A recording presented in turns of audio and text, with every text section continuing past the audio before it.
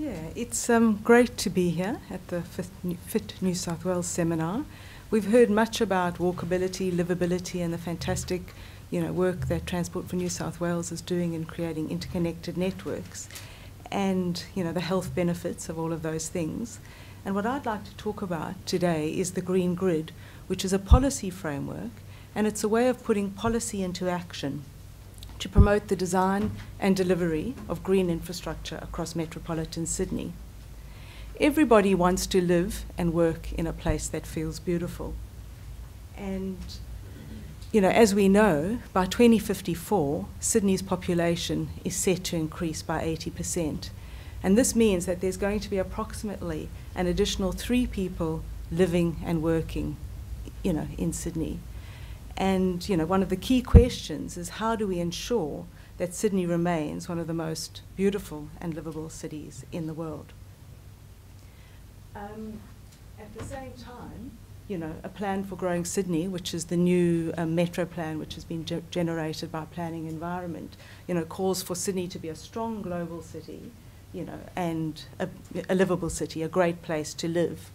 And one of the key hallmarks of livability is green space. And the vision for the Sydney Green Grid is to create an interconnected network of high-quality open spaces that connect to town centres, public transport hubs, employment and residential areas. It also promotes the greening of the urban environment. And what I'll be presenting today is a pilot project that we undertook in Parramatta and how we are applying this pilot project across the whole of metropolitan Sydney.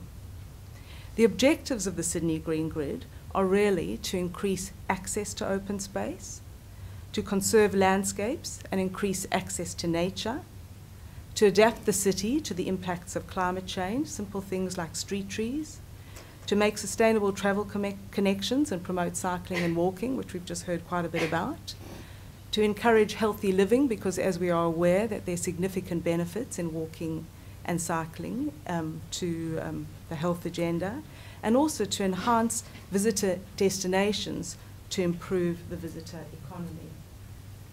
So our work, we were inspired by a project that actually was undertaken in the UK, which was called the East London Green Grid, which was essentially about creating these interconnected networks. And this project was so successful in East London that it actually has become a policy framework and has become the All London Green Grid. So we looked at the methodology that was undertaken in the UK, and we applied this to Parramatta to test this methodology to see whether it actually could be applied at a local scale and therefore at and thereby at a metropolitan scale. So what you see there is a plan for Parramatta. The red is essentially the Westmead Health Precinct, the purple is Camellia, the yellow is the CBD, and the blue is Granville, and the orange at the top is Westmead. There's an enormous, sorry, not Westmead, University of Western Sydney, Rydalmere. There's an enormous amount of development that is happening in Western Sydney and Parramatta, so we thought that this would be a significant place to do a pilot. What we started off by doing was actually looking at the planning guidelines for open space, and we did an open space audit of Parramatta, and we looked at regional open space, district open space, and local open space. And there are a number of guidelines which we followed. So, for example, everybody should live within 5 to 10 kilometres of a regional open space. Everybody should live within 2 kilometres of a district open space and 400 metres of a local space. A local open space. There are also other dimensions, sort of quantum per capita. But what we looked at and what we found in Parramatta is that, Parramatta was very well endowed with regional open space. At a district level, there was some deficiencies, and at a local level there were additional deficiencies, but a lot of this was associated with land use. So you can see where the dark pink is, which is identifying where the major deficiencies are. That's around, that's associated with Camellia at the moment, and we know that the use in Camellia is going to change, and there will be an opportunity to look at that in the future. So what we did on the basis of these deficiencies, we identified, where are the key strategic places that you might put additional open space to create this interconnected network. So really what we're trying to do is to promote access to open space so that there's an equity of access to open space, which is really important. So, you know, Parramatta is actually, you know, defined by the Parramatta River, which is really the jewel in the crown of Parramatta River. And we heard just, you know, how there's the cycle links and the cycle valley, and there's this interconnected network that's actually being developed. You know, and what this interconnected network of open space does, it starts highlighting to the community and visitors the exquisite places that are on offer in Parramatta that are currently not often seen. So part of the network also actually has ecological functions, so you can actually use the natural systems to manage flooding. So it's about actually ensuring that these systems remain natural, and also the potential to use these systems as part of the open space network.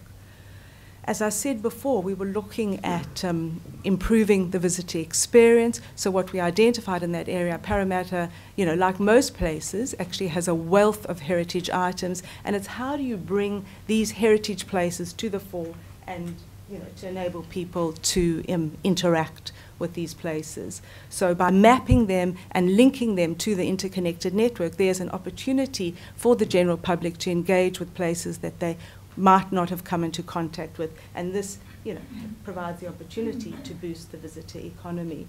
So in keeping with, you know, what we heard before, we kind of looked at, you know, the centres within Parramatta. We mapped the 5-kilometre radius around Parramatta, which is what's considered as the healthy, you know, the 20-minute cycle. And we started identifying, you know, how you could actually use the open space network to facilitate these connections. So there's the opportunity to use the river and creek corridors, which is something that we're promoting, as well as using the open space, the public domain, the streets, which we've heard a lot about in the previous conversations. You know, how do you actually create complete streets to facilitate these dimensions? And the other thing that we're also very keen to look at, so this was the Western Sydney Light Rail, how do you actually use these proposed transport corridors to also form part of these links, so that these transport corridors actually become boulevards, you know, not only for light rail, but actually opportunities for walking and cycling, and they become these fantastic tree-lined streets, which is the public domain, which is actually gluing all these places together. So, you know, what this diagram shows is the layering that we've actually used. So what you see at the bottom is basically Parramatta's open space network. You know, you've got these neighbourhood centres, you know, which form part of the street network. You've got the existing and the future transport networks, and then you've got the interconnected network of pathways. So if you layer all these dimensions, what you ultimately have is this interconnected network of open space, which, you know, starts creating a new dimension for these places. So what are the benefits of the green grid? Well, it provides a spatial framework for regional for planning. It provides an opportunity to put policy into action. You know, it adds value to urban development. It increases access to open space, promotes healthy living. You know, that improves sustainable travel connections, enhances biodiversity and increases access to nature, and helps deal with climate extremes and urban greening, and has the potential, you know, as the first speaker was talking about, to really boost the economy of each town. So what we are, you know, this pilot project that we have done, we are now working with the sub-regional planning team and looking at how to apply these principles and this methodology at a sub-regional level. And, you know, that work will be released down the track. But what I will show you is the methodology that we've done to inform some of the sub-regional thinking that is actually happening. So essentially, you know, the creek network is identified as the open space framework, and that, you know, is like almost the landscape layer. And then we also looked at the existing regional open space. And Sydney, you know, is very fortunate. We are so well endowed. In the north, we've got the Royal National Park. We've got Coringa. In the south, we've got the Royal. We've got Western Sydney Parklands. There's an extraordinary wealth of regional open space that we have, and national parks, you know, which is there to be taken advantage of. So we looked at, we've done this layering strategy over these metropolitan maps. We layered, you know, the bike strategy, we looked at the city shapers, we looked at the transit network, we looked at, then this map says the UAPs, but now they're called the priority precincts, the urban activation precincts.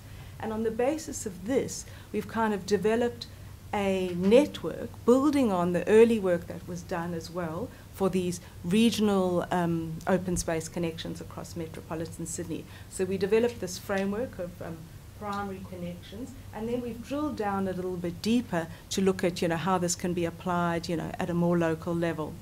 And what this actually does is that this gives, this is the framework for the Sydney Green Grid, which we are hoping with time will iteratively be implemented across metropolitan Sydney. Thank you.